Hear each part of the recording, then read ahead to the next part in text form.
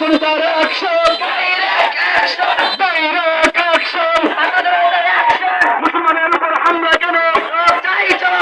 জাতিসংঘের জবাব দেন, মুসলমানের উপর হামলা মানুষদের আমরা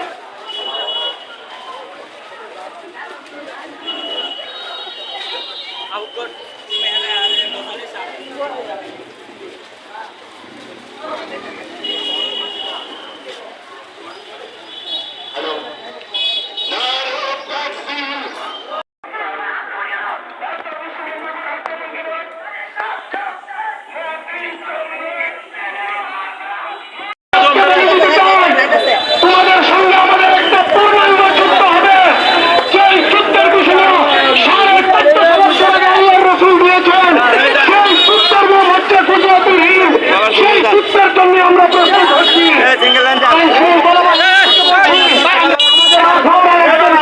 সাংবাদিক আছে যে কিনা জয় শ্রীরামের স্লোগান দিয়ে আখাউড়ার শান্ত পরিবেশকে অশান্ত করতে চায়। জয় শ্রীরাম যদি তাদের ধর্মীয় স্লোগান হয় এতে করে আমাদের কোনো আপত্তি নাই, কিন্তু শান্ত আখাউড়ার পরিবেশকে যদি কোনো অশান্ত করার চক্রান্ত করে আখাউড়ার একজন হিন্দু কুলাঙ্গার সাংবাদিক আমরা কিন্তু বরদাস্ত করব না, বরদাস্ত করব না। তার নাম প্রকাশ করতেছি না, গোয়েন্দা সংস্থা আপনারা তাকে চিনে রাখুন। জয় শ্রীরামের স্লোগান ধর্মীয় স্লোগান হিসেবে চলবে, উগ্র মতবাদ নিয়ে আখাউড়াতে চলতে পর্যায়ে সংক্ষিপ্ত আকারে বক্তব্য রাখবেন আখাউড়া জামাত ইসলামের খালাজুরা বাইতুল আকসা জামে মসজিদের সম্মানিত খতিব সাহেব হযরত মাওলানা বুরহানুদ্দিন।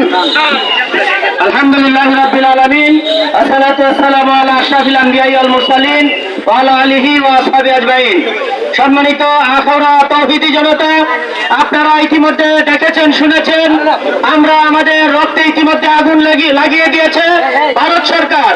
আমরা বাংলাদেশের আমরা অমুসলিমদের উপরে আমরা কখনো আমরা নির্যাতন করতে চাই না, করার আমাদের কোনো ইচ্ছাও নেই। তাদেরকে আমরা শান্তিপূর্ণভাবে দেশে থাকার পরিবেশ আমরা করে দিয়েছি। 24-এর আন্দোলনে আমরা তাদের মন্দিরগুলো আমরা নিরাপত্তার দায়িত্ব নিয়েছিলাম, আজকেও তাদের নিরাপত্তার দায়িত্ব ততক্ষণ পর্যন্ত আমরা নিতে চাই।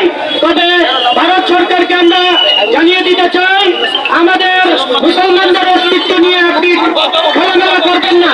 ভারতের পশ্চিমবঙ্গে ইতিমধ্যে যেভাবে আমাদের মুসলমানদেরকে অত্যাচার নির্যাতন করছে, ভারত সরকারকে আমরা হুঁশিয়ারি দিতে চাই, বাংলাদেশ সরকারকে আমরা জানিয়ে দিতে চাই আপনারা দ্রুত ভারত সরকারকে এ ব্যাপারে দূতাবাসকে ডেকে এনে তাদেরকে সাবধান করুন, নচেত আমরা ভারতের বিরুদ্ধে আমরা যে কোনো মুহূর্তে আমরা লং মার্চ করতে বাধ্য হব।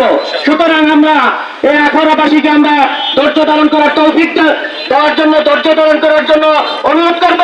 আমরা অতীতের নেই শান্তিপূর্ণ আমরা মিছিল সমাবেশ করব, অশান্ত পরিবেশ আমরা করতে চাই না। প্রশাসনের বাইরেকে আমরা দৃষ্টি আকর্ষণ করতে চাই। আমরা মিছিল শুরু করার মুহূর্তে আপনাদের অসহযোগিতা আমাদেরকে ব্যথা দিয়েছে, আপনাদের দরকার ছিল আমাদেরকে একটু আন্তরিকভাবে সহযোগিতা করা। আমরা মুসলমান জাতি, সুতরাং মুসলিম ভাইদেরকে সহযোগিতা করা এটা আমাদের ইমানি দায়িত্ব। সুতরাং আমরা প্রশাসন সহ যারা আমাদের সাথে এই মিছিল পূর্বক অসহযোগিতা করেছে তাদের প্রতি তীব্র নিন্দা জানিয়ে আমি আমার বক্তব্য শেষ করছি।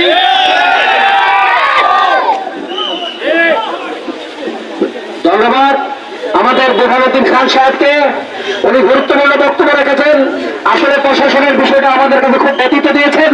ওনারা উচিত ছিল, আমরা দেখেছি গত পরশু দিন ব্রাহ্মণবাড়িতে যে বিক্ষোভ মিছিল হয়েছে ওই মিছিলে প্রশাসন আগে রাস্তাটা ক্লিয়ার করে দিয়েছেন, কিন্তু আজকে প্রশাসন আমাদেরকে সেই সহযোগিতা করে নাই, খুব ব্যতীত করেছে আমাদেরকে। এটা প্রশাসন থেকে আশা করি নাই। সংগ্রামী উপস্থিতি এই পর্যায়ে বক্তব্য রাখবেন হযরত রুহুল আমিন সাহেব সংক্ষেপে।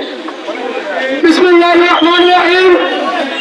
সম্মানিত উপস্থিতি, ধর্মপ্রাণ মুসলমান ভাইরা, গতকালকে আমরা একটা বিজ্ঞপ্তি দেখেছি, ভারতের এক হিন্দু নেত্রী বলেছে ভারতের জমিনে নাকি মুসলমানদেরকে কবর দিতে দেওয়া হবে।